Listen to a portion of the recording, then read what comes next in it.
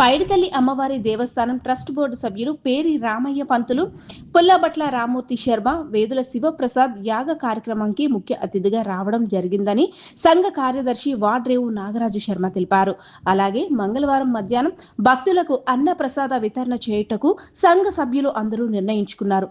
అక్కడితో ఈ 12 రోజులు కార్యక్రమానికి సహాయ సహకారములు అందించిన దాతలు ప్రతి ఒక్కరికి పేరు పేరున బ్రాహ్మణ వేద స్మార పురోహితుల సంఘ సభ్యుల తరపున ధన్యవాదాలు తెలియజేస్తున్నామని సంఘ అధ్యక్షులు కొడుకుల ఫణికుమార్ శర్మ తెలిపారు.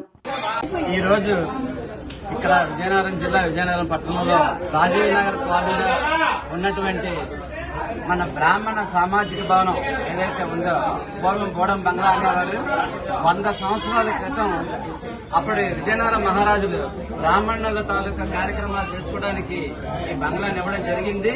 మరి అప్పటి నుంచి కూడా ఇందులోని కార్యక్రమాలు జరుగుతూ వస్తూనే ఉన్నాయి. ఇదంతా కూడా బ్రాహ్మణులకి ఏదైనా అవసరమైన కార్యక్రమాలు ఉంటే ఈ బంగ్లాలోనే జరగడం జరిగింది.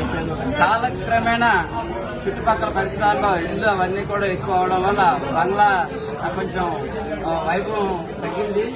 దీన్ని ఇప్పుడున్న ప్రభుత్వం ఏదైతే ఉందో చంద్రబాబు నాయుడు గారు ముఖ్యమంత్రిగా ఉండి అలాగే స్థానిక శాసనసభ్యులు ఎన్నిక సింధురాజు గారు ఆధ్వర్యంలో వాళ్ళు P4 విధానం ఏదైతే ప్రభుత్వం పెట్టిందో ఆ P4 విధానంలో విజయనగరంలో జిల్లా గల అర్చక పురోహిత వేద స్మార్త సభ్యులందరూ కూడా కలిసి P4 విధానంలో దీన్ని షెడ్ అవన్నీ వేసుకుని డెవలప్ చేయడం జరిగింది.